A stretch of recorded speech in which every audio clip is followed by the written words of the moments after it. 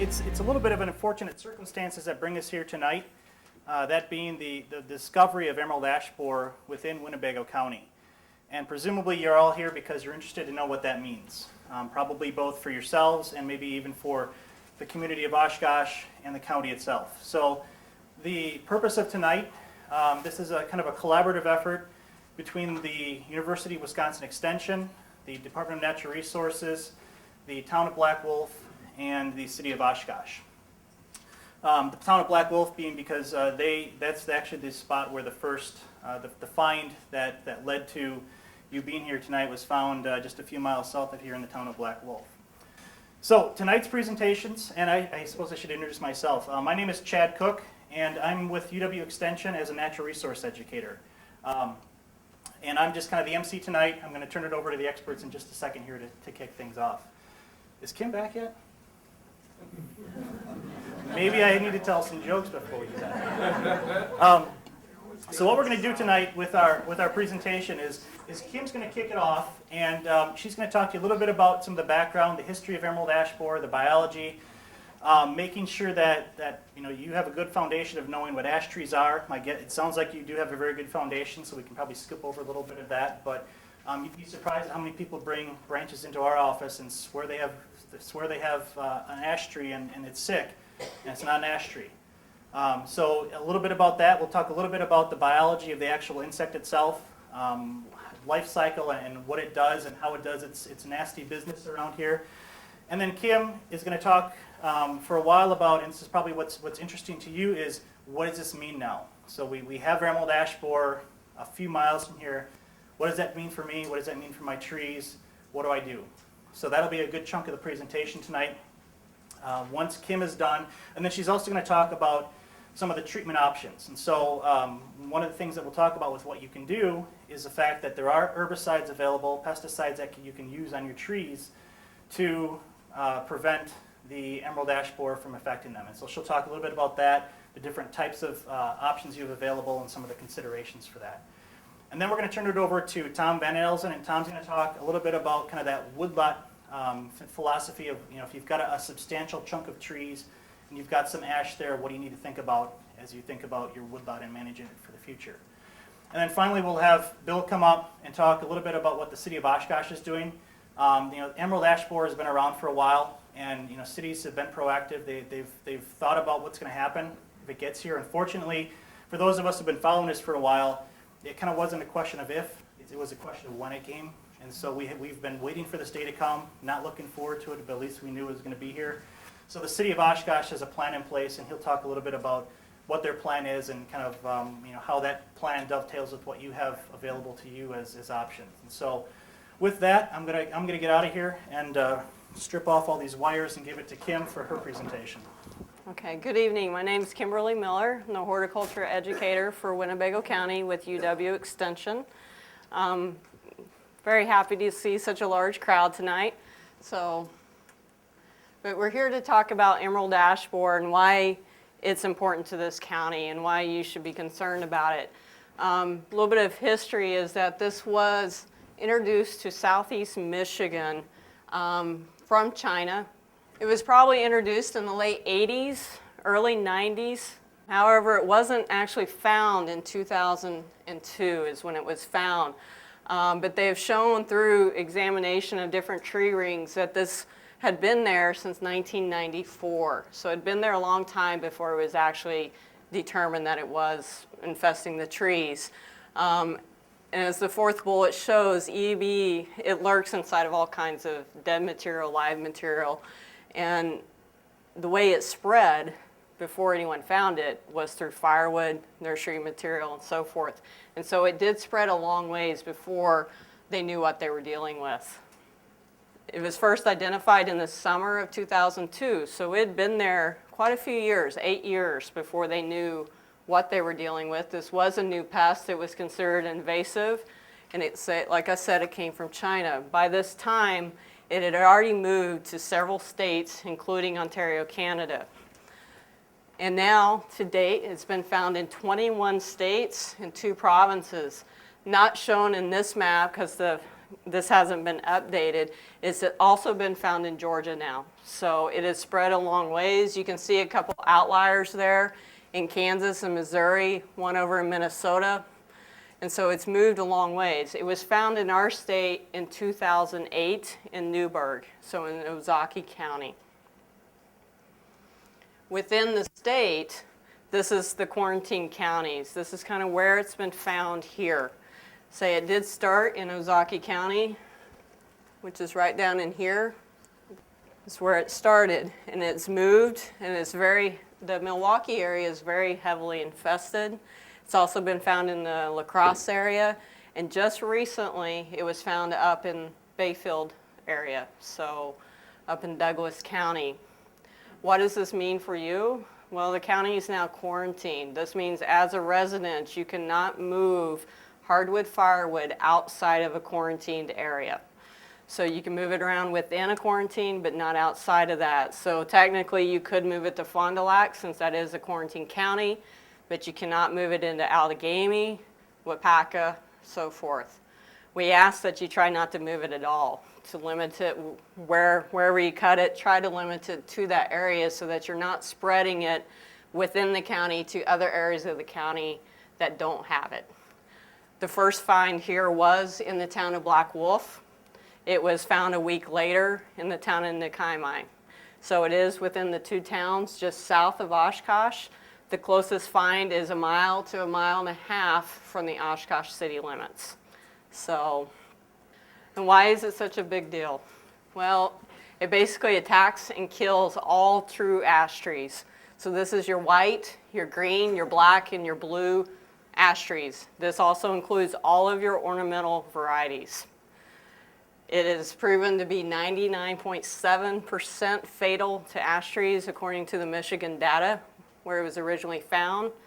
In Wisconsin, we have over 700 million ash trees in this state. And our urban communities, the ash tree population in our communities is up to 20% in many communities and sometimes more. I think city of Oshkosh, I think is right around the 12%. But that's just for your public trees. We don't know exactly how many are on private property. But like I've said before, it does spread through firewood, nursery stock, and raw logs. The timber business is regulated, so is the nursery business. So those areas, it tends not to spread too much in those, but firewood is the #1 culprit for moving this pest from area to area, especially when you see the big jumps. And it's very difficult to find. It can be present in a tree for numerous years before you even know you had it. As you can see from this picture, this tree is infested. Looks healthy, right? Well, it's there. So that's why it is so hard to detect. So at first, because of that hard detection, EAB mortality is low at first in a community, and then it rapidly takes over and overwhelms the communities. As you can see on this map, the research has shown that somewhere in this 5, 6, 7 year, that's when the population starts ramping, and that's when it really takes off. And then in that 9, 10, 11, that's when you really start seeing the mortality in your communities. You may think that just because we found it just recently that we are in this first year, we are not. That find had been there for at least 4 years, possibly 5 years. And that just tells you once again how hard it is to find. And so we're already on that scale in that area where the population is going to start ramping up and spreading. The big deal about this is that ash trees do disintegrate very quickly. They are very brittle when they die, and so they do become hazards in your yard. And so if you have yard trees, they become a hazard due to falling limbs and so forth. And for municipalities, this is a big deal for them along their streets or their sidewalks in their parks. They have to deal with these trees because of that. They also, as we lose these trees in our natural systems, it does alter our ecosystem, and it allows for invasive species to expand. Tom will be talking a little bit about this in his presentation. So you may ask, why don't we just eradicate this pest? Well, they tried to do that in Michigan and it failed. They were not able to eradicate it. They went in, they tried to clear every tree in the area, trying to get rid of the pest. And because it's so hard to detect, they were not able to delimit the edge of the fine. And so no matter how many trees they took out, they were never able to take out enough. And so basically eradication efforts have failed, and now it's just a matter of trying to manage EAB. This is a photo taken in Ohio in 2006 before EAB came into their community. This is a picture 3 years later of that same street.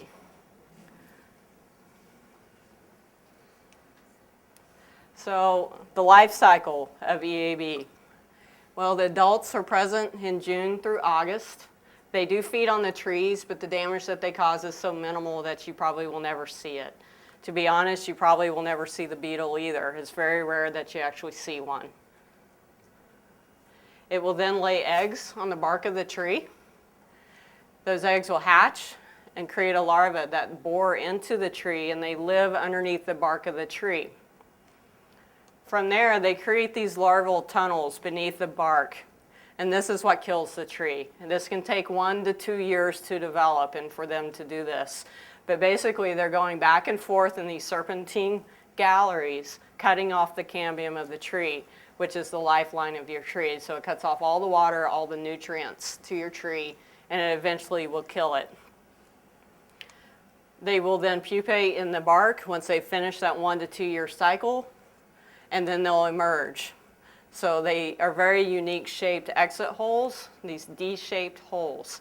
Those D-shaped holes can be turned in any fashion. It just depends on how the beetle actually emerges out of the tree. But it is very unique to them. It's one of the key characteristics for finding it. But emerald ash borer is very small. You can see that it actually fits on a penny. So it is a lot smaller than a lot of other insects. Here are some of the symptoms that you look for to find out if your tree has emerald ash borer. You will see this extensive larval tunneling that does cut off that flow of water and nutrients. They are a very unique shape. They are S-shaped and they're winding. Unfortunately, if you see this in the trunk of your tree, it's too late. These beetles attack the canopy of the tree and they slowly work their way down until they're into the trunk. So if you're seeing this in the trunk, unfortunately, you're past the point of treatment for your tree. Another one is canopy thinning and dieback. These are some of the earlier symptoms. You're going to have smaller than normal leaves. You're going to start seeing dead branches. That upper canopy is going to start dying back is what's going to happen. And a lot of times you won't see this in the beginning either, but it is one of the earlier signs. Another thing is epicormic sprouts. As that tree starts to die back, the tree will start putting out these sprouts to try to make up for those nutrients that it's losing. Also the D-shaped exit holes. They are, like I said, very small, so they're approximately 1/8 of an inch wide. And if you see these, then you most likely have EAB. Another sign is bark cracks. You'll see these cracks. You will see these cracks on a lot of trees due to other reasons, but this is also a sign of EAB. And then if you see the larval tunneling underneath, then you know. Another sign is heavy woodpecker activity. Woodpeckers love to eat the larva of EAB. So if you see woodpeckers in your tree, it's a good sign. When they go in and start eating these larvae, they create this flecking appearance on the tree. It's very unique and it really stands out, especially in the wintertime. So that's another sign you can look for. And like I said though, EAB is mistaken for a lot of different insects. It is the smallest though, and we do have these brought in, and people wondering if they're EAB. Probably the one that's confused the most is this one because it is so similar in shape. But all those are lookalikes. The other thing to keep in mind is that just because your ash tree is declining does not mean it's declining to EAB. There's a lot of natural diseases and natural pests that attack ash trees. One of them is the flat-headed apple tree borer. However, the exit hole for it is bigger and it's oval. There's also the ash bark beetle, which are very small, round holes, and you got the round red-headed ash borer. All these you will see, and a lot of the trees we've looked at recently, this is what they have. We saw no signs of EAB in them, but we saw signs of these native borers in there, and those trees were declining also. So it's something to consider that these could be attacking your tree instead of EAB. One thing is you have to learn to identify ash tree. We have gotten a lot of calls this summer of people saying their trees are dying, they think it's EAB, and in fact it was truly Dutch elm disease. Dutch elm disease has been very rampant this summer. It's been killing a lot of elm trees, and so in fact they have an elm tree, not an ash tree. So how do you tell an ash tree from your other trees? One is the bark. It's very distinctive. You have the diamond-shaped bark. The samaras on there, the seed pods, are these here in the center. These are out there very heavily, I guess, right now. The trees are loaded with these, and especially with the drought last year, the trees are producing a lot of seeds. The other big characteristic is that it's an opposite branching tree. So you have, when the branches come off the main branch, they're completely opposite of each other. Many trees, these are staggered, where you have one here and then one here. The other thing is the leaf. This here, this is one leaf on an ash tree. It's called a compound leaf. These are leaflets that make up the entire leaf. And so that's another way you can identify your ash trees. The other thing to help is that there's not a lot of trees out there with opposite branching, but these are some of the other trees. So your ash, your maple, your Japanese tree lilacs, catalpas, buckeyes, horse chestnut, and dogwood. Those are your opposite branching trees. Anything else is going to be an alternate. So here's just some more examples of ash leaves. A green ash, white, and black. You can see they're all a little bit different, but they all have that compound leaf. Here's other trees with similar leaves that are often confused with ash. I'm sure many of you are familiar with box elder, which is the first one. You got black walnut, which is very similar. You got European mountain ash. Something to note is that EAB attacks only true ash trees. Mountain ash is not a true ash tree, it's only a common name, and so EAB does not attack mountain ash. And then also the hickories. The hickories have a compound leaf also and can be confused with ash trees. So what are your options as homeowners if you have an ash tree and you're worried? Well, you can remove the ash tree prior to infestation and before the tree dies and replace it. Removing a live tree is cheaper than removing a dead tree. As I stated before, the dead trees get brittle and they become hazardous, and so they're more expensive to have removed. You can remove the ash trees after they die, but once again, you have to be aware of those falling branches. You can treat your ash trees with insecticides. Like I said, not all your trees need to be treated, just your ash trees. But then again, not all ash trees should be protected, and we'll go over some of that. And then keep in mind, some of these services you may have to hire someone to do it for you. So one of the things is to diversify your tree species. EAB is not the first pest to attack in this nation. I'm sure everyone remembers Dutch elm disease and all of our elm trees and how we lost all those trees. Well, what did they replant with after that? Ash trees. Now we have emerald ash borer. So it's probably just a matter of time before we see some other pest. What it is, we don't know. So the best thing you can do is diversify your species in your yard so that you don't lose all your trees at once when something like this happens. Examples, Kentucky coffee tree, your bald cypress, your oaks. There are new hybrid elms out there that are resistant to Dutch elm disease, so you could plant those. Your ginkgo, your crab apples, there's actually a lot of options that you can choose. And there's also a website where these are listed too. So should you treat your ash trees? And that's a big question a lot of people will have. Like I said, not all trees should be treated. So what you need to look for is your tree healthy? Is it vigorous? And do you have a full crown? If you have less than a 50% canopy dieback, then you shouldn't be treating. Your tree needs to be healthy and have at least 50% canopy. Does this tree enhance the landscape or enhance your yard? Is it important to you? Is it valuable to you? Is it providing benefits to you or to your neighborhood? Your trees in your yard, they increase your property value. They help you with your heating and cooling costs. They help with stormwater, all those different things. And so if those things are important to you, then you may want to think about treating. And then also, the tree should not show any outward signs of EAB infestation. If your tree has EAB, but you have that less than 50% canopy dieback, you can treat. So, but the tree needs to be healthy.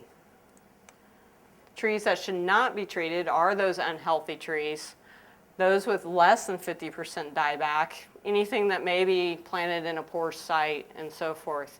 The reason the tree has to be healthy to be treated is that the chemical that you treat with has to be taken up into the tree and it's distributed throughout it. If the tree is not healthy, it's not going to take up the chemical like it should. Here's some examples of trees that are not worth saving. The one is just an unbalanced tree. It'll probably eventually split in a storm or so forth. The other one is, you can tell it's continually been a maintenance problem because of the power line. So it just wasn't planted in a great spot. It wasn't the proper tree for the right place. So those probably not the best candidates. The other thing you have to consider for insecticide treatments is that the recommendations right now state that you need to be within 15 miles of a current infestation to treat. So if you live in Oshkosh, that's within this 15 miles.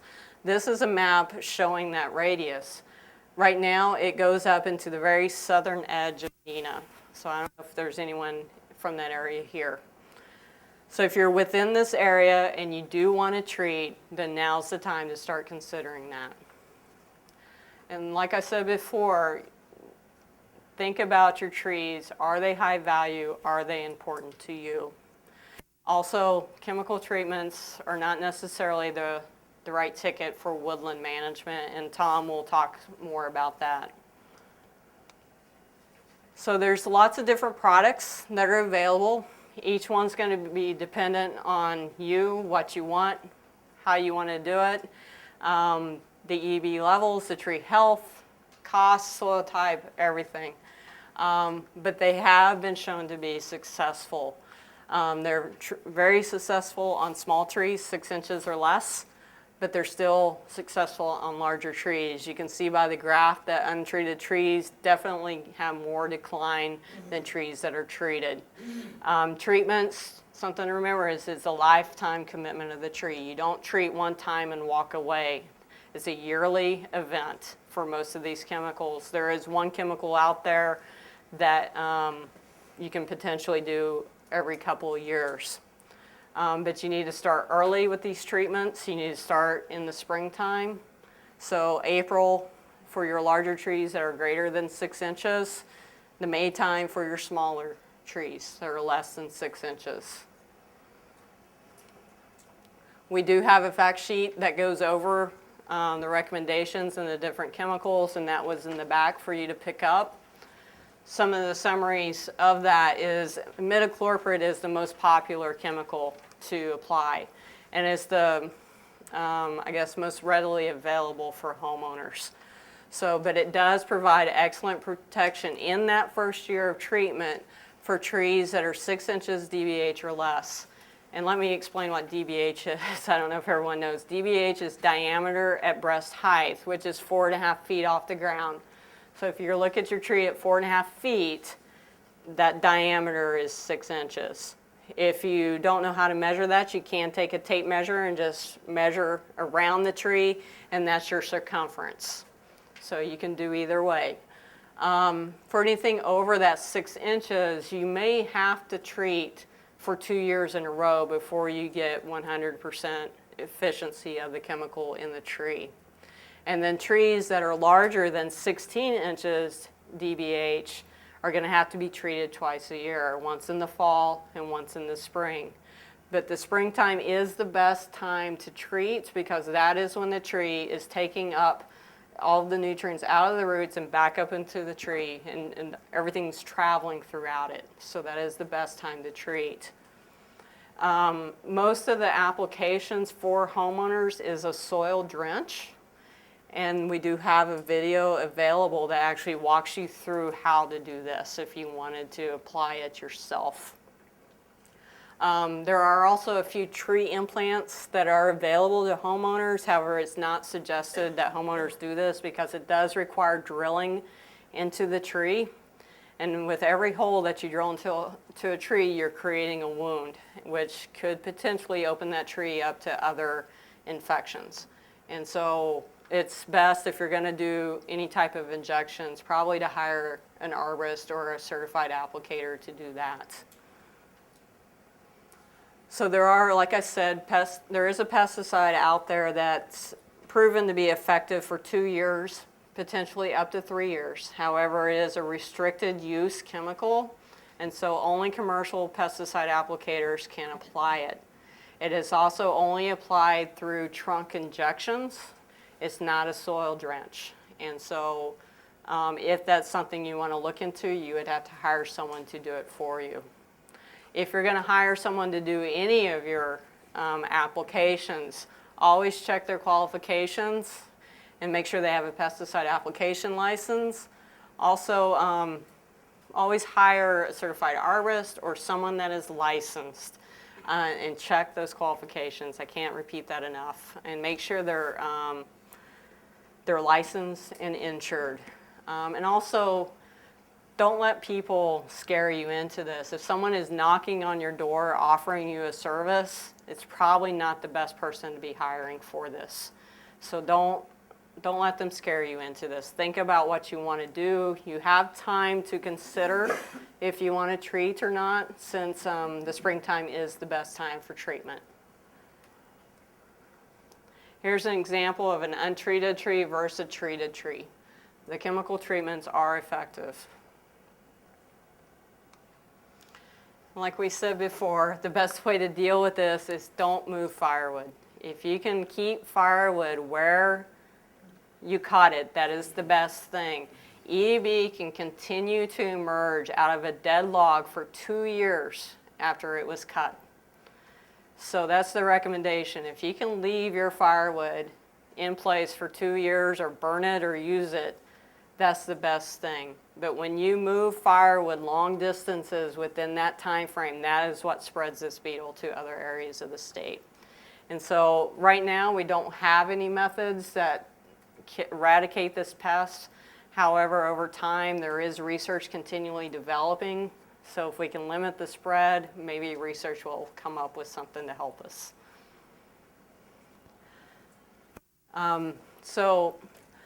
Lastly, there is a website. This website does have a wealth of information. It's kind of like the clearinghouse of emerald ash borer.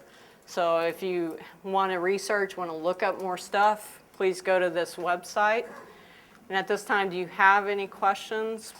Does emerald ash borer spread through wood chips? And the answer is yes, it can be spread through wood chips. It has been shown that if the wood chips are chipped to a small enough dimension, and the dimension is 1 inch and 2 dimensions, that this will effectively, I guess not necessarily kill the beetle, but it does not give it enough living tissue to live. It has been shown that emerald ash borer can survive going through the chipper, but it cannot survive in that material afterwards. if you find EAB within the town of Black Wolf or within the town of Nakaimai, those two towns have been confirmed. So you don't necessarily need to report it, but if you want confirmation that that is truly EAB, you can send pictures or you can bring samples into the UW Extension office. If you find EAB in the other townships of the county, we would like to know so that we could confirm those towns. Because right now, those are the only two townships that we know that have EAB. So any other municipality, yes, please turn those in. You do have to treat forever. If you stop treatment, emerald ash borer will attack the tree once the chemical is becoming ineffective in the tree. So the other thing to think about is you mentioned you have 30 ash trees. All these chemicals have a per acre maximum per year that you can apply. And so there's only going to be a maximum number of trees that you can apply in your yard. And one of the handouts in the back talked about that and walked you through how to determine that. So that's something else to consider. One thing that a lot of people are doing is if they do have that large tree that's providing them a lot of value to them, is you can treat it while you're starting another tree. You can plant another tree, get it growing, get it up to a substantial size, and then remove the other one. So that's an option.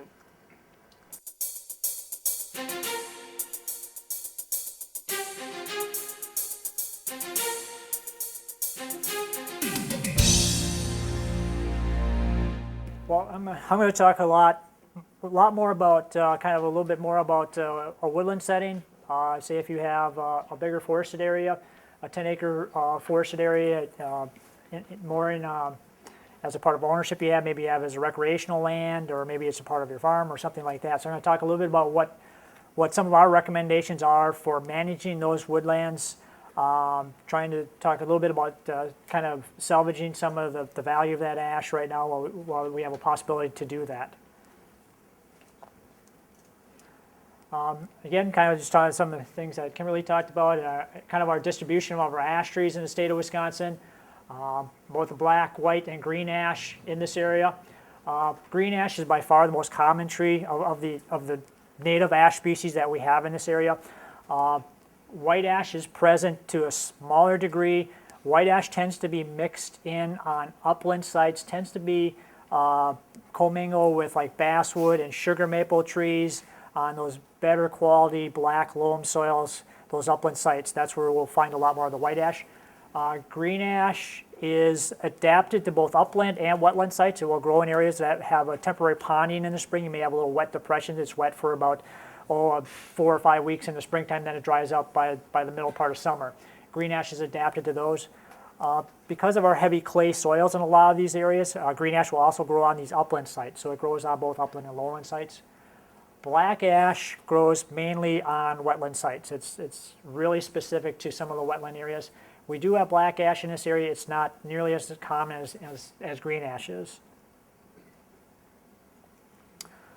Why we're here tonight and why we're trying to get this word out ahead of time, even though we just found this here in early August in this area, is talking about we have time on our side, but we do, if we're looking at salvaging some of this wood or trying to manage our forests to take them in a little bit different direction if that's possible, we do have some time, but we don't have decades anymore. We're down to years, 3, 4, 5 years before this will really start to show up in a large area. Just to kind of give you an idea how Kimberly showed that graph, that population kind of going up after about 6 to 7 years, how it starts to really dramatically increase. This is a photograph that was taken from an airplane in Newburgh. This is one of that original find where we found it back in 2008 in Washington and Ozaukee counties. It's about 8 miles south of Campbellsport and Fond du Lac, if you're familiar with that area at all. This is a photograph of that Newburgh area. This was taken last summer. You can see some of the area here. You'll see some of this lightish gray color. Those are some dead standing ash trees in this forested land here. Maybe 35, 40% of the trees have been affected from emerald ash borer at that time. But because of Newburgh, it was found about 5 years ago there. and it was probably there for several years prior to that. We kind of really see a big jump. This is the same stand here this summer. So we've jumped that one summer. So we've reached that point now where we're really getting that exponential growth rate on the population. You can still see that house along the highway and that smaller house residence up above. You can really see the dramatic jump. So, they've had about from 2008 to 2012 in that Newburgh area.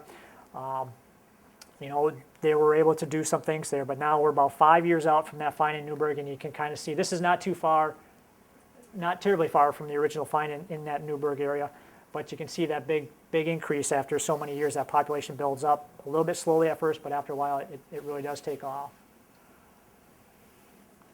Kind of some of the outlying areas also you can see those little strings of gray kind of sticks sticking out. That's some of that ash that was mixed in with those other forested trees in that area. So it starts to stand out from the air.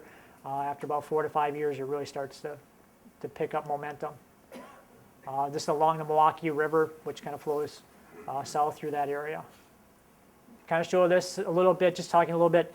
Emerald ash borer, talking about treatment, how we have to keep treating. Emerald ash borer is unfortunately, a very effective insect as far as it's finding trees.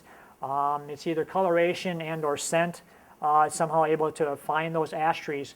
So having ash trees, this little island of woods is kind of separated from that main woods. It's not very far, but it's separated from that main woodlot there. The bug is still able to find those trees out in those scattered trees out there. It's probably more effective than what Dutch elm disease is as far as finding trees. Dutch elm disease is a fungus, so it needs the right moisture, temperature conditions for that fungus to spread, and it doesn't travel as well over land. The fungus doesn't as the insects would. So that's why you'll see elm trees out in fields, lone trees that are still out there. They're nice sized elm, nice healthy elm. They're isolated out in those fields, and these elms have somehow avoided Dutch elm disease. Emerald ash borers are a lot better at finding those isolated trees than what those other funguses are. So it can find those trees. The emerald ash borer also, because the larvae feeds on that bark and that cambium layer of the bark, that's the food source for that larvae, it tends to not like some of those very small trees. So the trees about less than 2 inches in diameter, at first it doesn't go after those trees as much. The trees 2 inches and bigger in diameter, that's the ones it's going after. But what does happen is those 2-inch diameter trees keep on growing. So they grow to be a little bit bigger diameter size class. So then they become suitable food source for that emerald ash borer. And what they found in Michigan, where this was first found, is that those smaller diameter trees, those little seedlings, little ash in the sites, those 1-inch diameter trees, 2-inch diameter trees, they kind of provided a reservoir of food for the emerald ash borer. So one of the things that they were kind of hoping for, that she'd have this big wave, it kind of go through, and then the emerald ash borer kind of eat itself out of house and home, and we may be able to do something behind it. But because we have these little seedlings, little saplings behind it, it kind of provides that reservoir for the insect to survive on. So that's why that treatment is kind of a continual process. What I'm going to kind of talk about is silviculture, which is kind of a term that we use in forestry it's applied to larger landscape, larger forest. Silviculture is kind of the way where we combine the science and some of the techniques of managing those trees, using the science of those trees to kind of come up with ways of thinning trees to enhance their health, or cutting trees in a way that we can help to regenerate that stand and help to grow new trees when it starts to reach that point in its life cycle. So what we're kind of talking about here is different silvicultural things that we can apply to some of these ash stands to help to kind of direct them take them in a different direction. And that's kind of based on the percentage of ash that's in each of these stands. So our guidelines for emerald ash borer for forest management are guidelines. They're not mandatory practices that you have to do, but they're things that they've kind of found through the state of Michigan and through other areas that have gone through this, some of the things that have kind of helped out. The recommendations are based on the amount of ash in the stand, and we'll kind of talk about that. We break it down by percent of ash in the stand, the distance from a known site, distance from black wolf, and kind of the bigger change that we've kind of gone to is, are you in a quarantine county? When emerald ash borer first came out in Wisconsin, we kind of looked at it with that 15 miles that Kimberly was talking about. That's for treatment of trees, for chemical treatment of trees. And we were kind of at first for our logging purposes and some of our forest management purposes, we were kind of following that same 15-mile radius at first. But we found out is because our delineation, as we talked about, is not that accurate, it's a tough insect to find, and because of the time that it takes to set up a timber sale practice and get a logging contractor in and actually get it cut, we've actually gone to a quarantine for the county. So if you have wooded land in Winnebago County, even if you were beyond the western side of Winnebago County, you're over by Nepieskin, or you're up in Clayton or something like that, if you have forested land up there, we would kind of still consider those consider those ash at high risk as far as what we're doing forest management part of it. Our management categories for two things we're doing. We're thinning stands to help them maintain the health, or we're trying to regenerate stands to start over with a new crop of trees, new batch of trees. Regeneration, we kind of divided up into two things. Artificial regeneration, which is planting trees, and natural regeneration. We're trying to cut the stand in such a way that the existing trees there will provide the seed source for that next stand of trees. And on our established stands of trees, what we look at is basal area. We don't look at the actual number of trees. What we look at is basal area. Basal area is kind of a forestry term. Basal area is described in square feet. So we say 90 square feet of basal area on 1 acre is actually a nice density of trees. It's a healthy density of trees. And what basal area is if you took a little cookie out of a tree, this is not quite a 12-inch little cookie out of that tree, at 4.5 feet off the ground, this represents, if this were 12 inches in diameter, this would represent 1 square foot of basal area. So you'd want to have 90 trees of this size evenly distributed on an acre of land to be what we would consider a fully stocked forestry stand. We get over that 90 square feet, then we run into problems with competition for sunlight. If we get under that, unless we're trying to regenerate it, we end up with other situations that we're not utilizing the site. So we kind of break it down: less than 20% basal area in ash, 20 to 40, or greater than 40% as far as basal area. Not numbers of trees, but this basal area term that we use. So, one thing to kind of think of, as far as the quarantine counties go, it's difficult to delineate that exact circle where that emerald ash borer is found. We found it in a couple spots towards the north end of Black Wolf, kind of in the west central part of Black Wolf, and then across in the Kaimai. We looked on several different occasions, looked at a lot of different ash trees, didn't find it, but it probably is present in other areas. So the delineation, saying exactly where that line is difficult.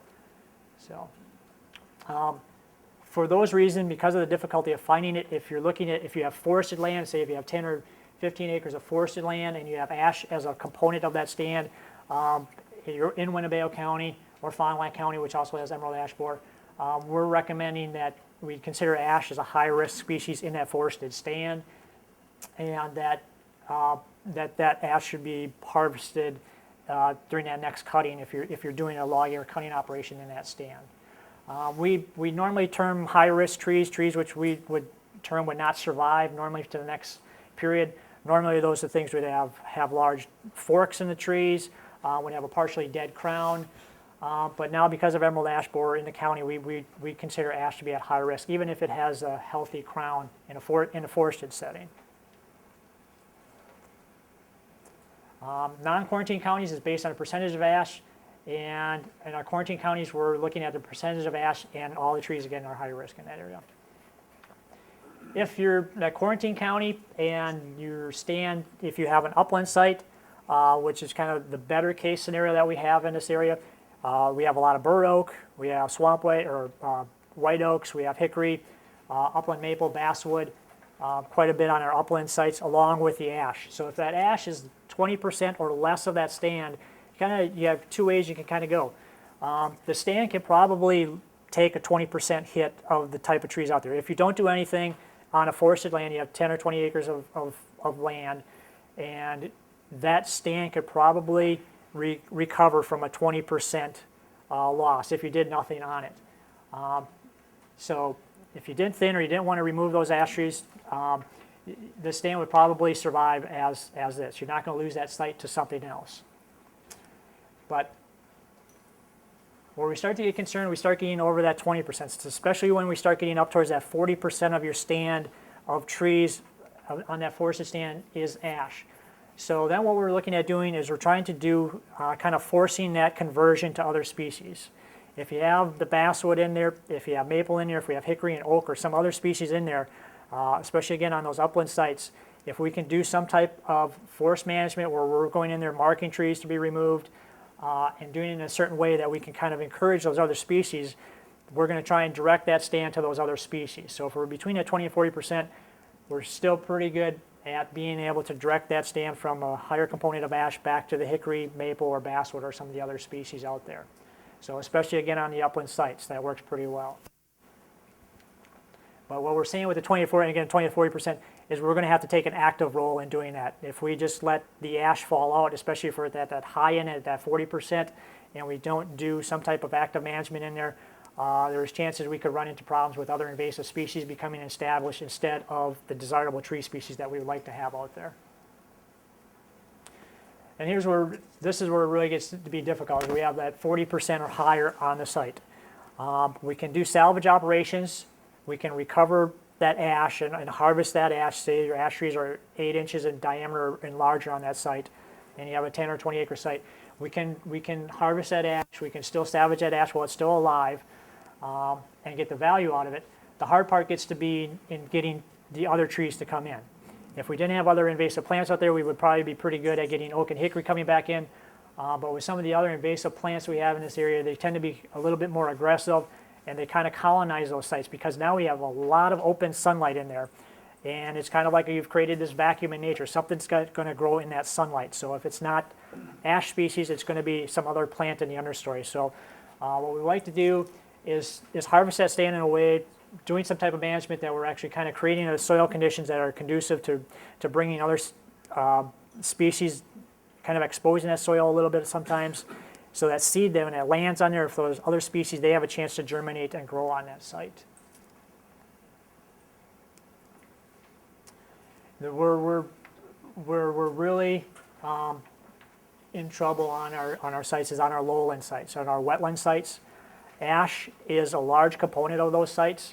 Quite frequently, ash could be up 80 to 90% of some of those sites of the trees growing out there, because ash is very green ash and black ash are very adapted to those wet conditions. We do have other tree species that will grow out there: silver maple, red maple, and we have swamp white oak in this area that grows on those sites. To a lesser degree, some of the river birch will grow on some of those wetland sites. In the past, we kind of looked at cottonwood, and we didn't really think we weren't that excited by having cottonwood there. But if my choices were having that turn into a cattail marsh because we lose the ash, or having cottonwood, I'd probably rather have a tree species out there. So that's another option out there.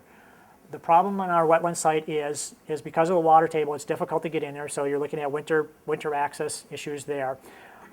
Once we remove those trees, whether we remove them through logging or emerald ash borer would come into the area and kill those trees. You just say let nature take its course.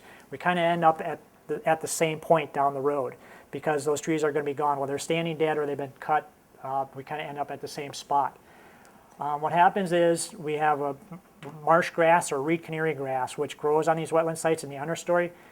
Normally, if we have enough shade on there, say we have 80% canopy and shade over there, that canary grass can't grow very well. Once we start getting below that 80% canopy closure, that canary grass comes in. It's very aggressive. It grows. It's a cool season, so it starts when the soil is about 50 degrees, so it gets a big jump on things in the springtime. It'll grow to be about waist high, and then in November it starts to collapse. So it kind of occupies those sites, and it doesn't let other tree seedlings get established. So it's a very difficult situation there. The other thing too is a lot of times these sites are wet, and there's different degrees of wetness on a site. If you spend enough time walking through your woods, you may have a part of your woods that has trees on it. The other part of your woods has marshy grass or just willows growing on it. They both seem wet, but there's actually a little different degrees in the wetness, how long that moisture stays on that site. And that will determine what species are growing there. Trees suck up, they pull nutrients through the soil by transpiration. There's little openings on the leaves that open up during the day. The moisture evaporates off them, and it sucks moisture out of the ground, and that's called transpiration. It's kind of like perspiration, that the trees aren't cooling, but they're pulling that nutrients out of the soil and up and down the tree. that actually takes moisture out of the ground. It actually removes moisture out of the ground. It kind of pumps some of that soil moisture up and out and gets rid of it back into the air.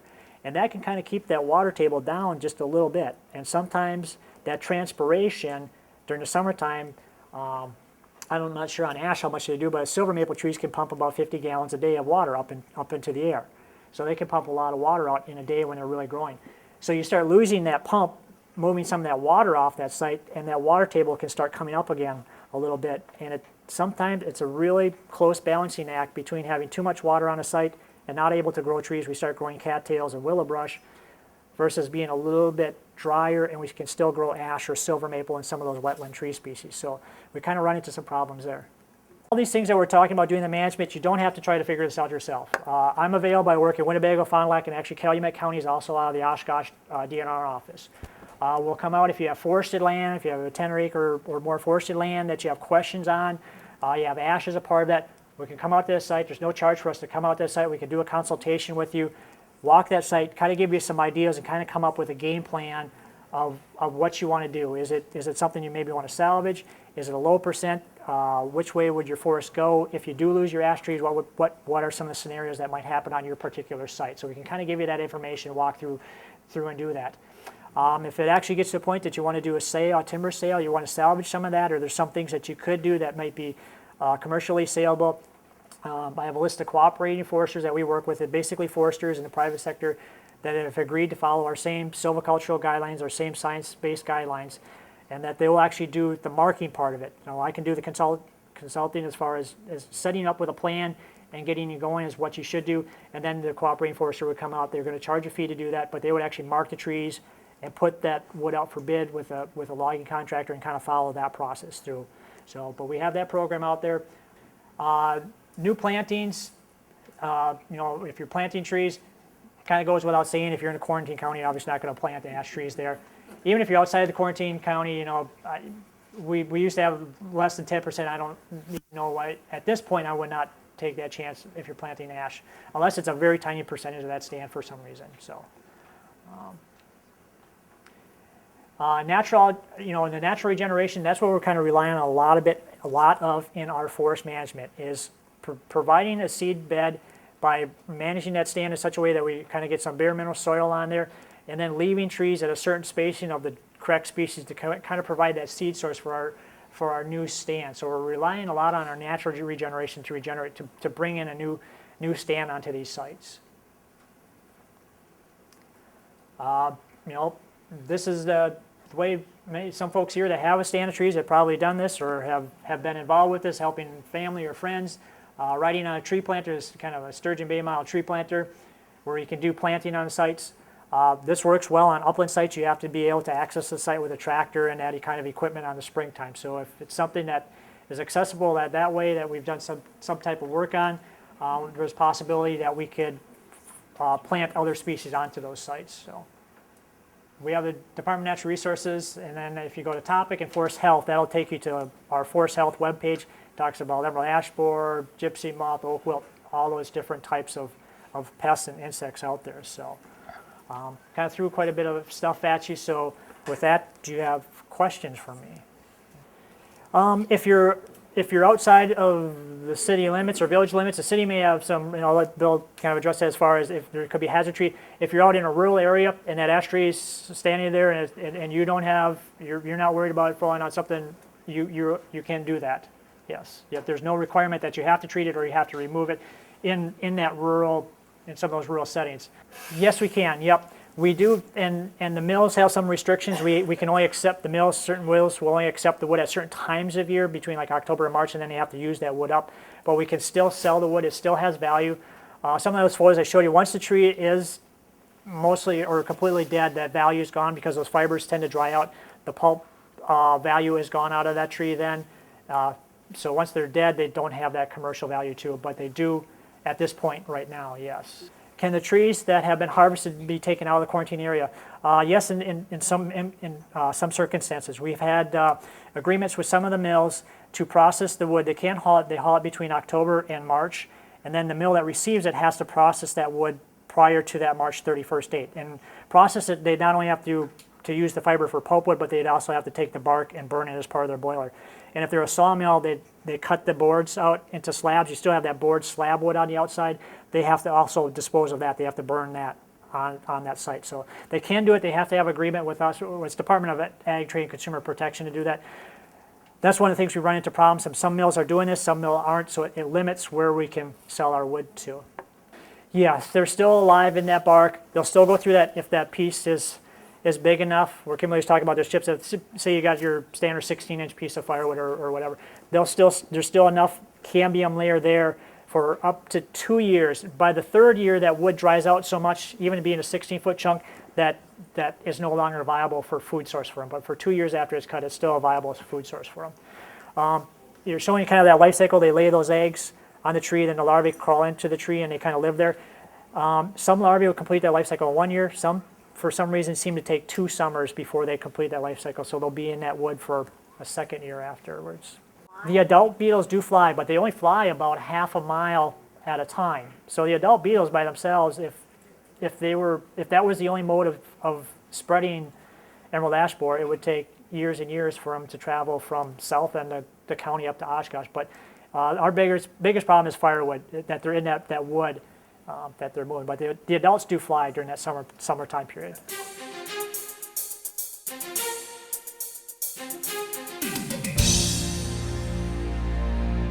Well, it's unfortunate that we have to all be talking about this in the city of Oshkosh, but it's knocking on our doorstep. We had been planning for probably the last 6 years to have this happen here in Oshkosh, so we have developed a management plan, and we've been working closely with DNR on performing comprehensive inventories of all the trees that are municipally owned.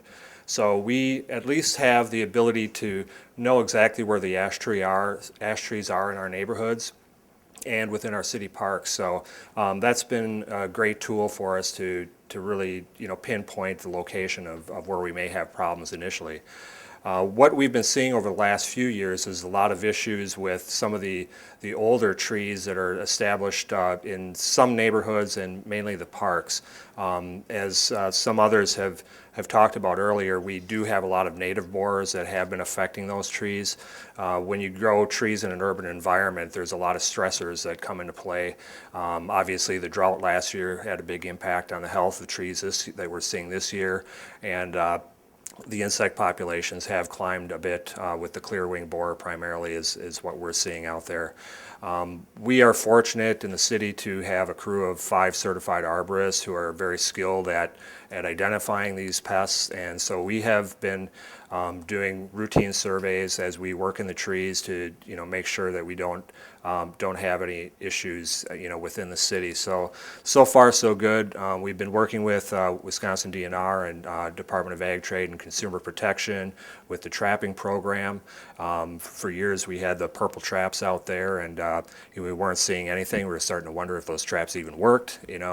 Fortunately we had never found any in the traps, but that doesn't mean that they're not here. As Kim mentioned earlier, a lot of the finds have shown that the emerald ash borer hasn't been present for a period of up to 5 years in some of these finds. So that's a little bit concerning for us. We're out there looking at the trees. One thing that we're trying to remind residents of is that if you notice that the ash tree on your terrace or in one of your nearby parks is beginning to decline, give us a call. We're responsible for anything that's on municipal property. We're happy to come out and look at it, deal with it as necessary. What we're asking folks to do, if it's on private property, obviously we don't have the manpower or resources to do private consultations on your property. So we're recommending, again, as Kim said, to contact a certified arborist to do that service for you. We as arborists for the city don't want to compete with the private sector, and there's some very, very skilled technicians out there in the arborist community, so they'll be happy to help you out with that too. Contact UW Extension for a list of those arborists who have been working in our area. There aren't a lot of them in Oshkosh, but up in the Fox Valley, there's several different companies that you could contact to assist with things on private property. At this point, we're we're analyzing, what we may treat. A lot of the trees in certain neighborhoods have been long established and failing for other reasons. So we're assessing, treatment options. First of all, is the trees really worthwhile treating? If they have any structural issues or health problems, we likely would not treat them. As I mentioned earlier, some of the larger diameter trees are going to be very expensive to treat. And then there's really no long-term benefit to that because, obviously the city isn't going to be able to treat these, forever. So what we're proposing within the management plan is to do some treatment of the smaller trees. And a lot of municipalities have done this mainly to stretch out the removal process a little further into time so that they can more effectively manage it so that, if we were to have, all of our ash die at one time, it would be, very expensive for us to deal with, and also, with limited manpower, it would be difficult. So, our primary concerns are things that are, along street sides. We'll be addressing those first for public safety. We'll also be, obviously looking at, areas that are very busy in the parks. Addressing some of those. We'll be likely taking some trees down here this next winter, so you'll see us around. So the gentleman earlier had a question about ash on private property.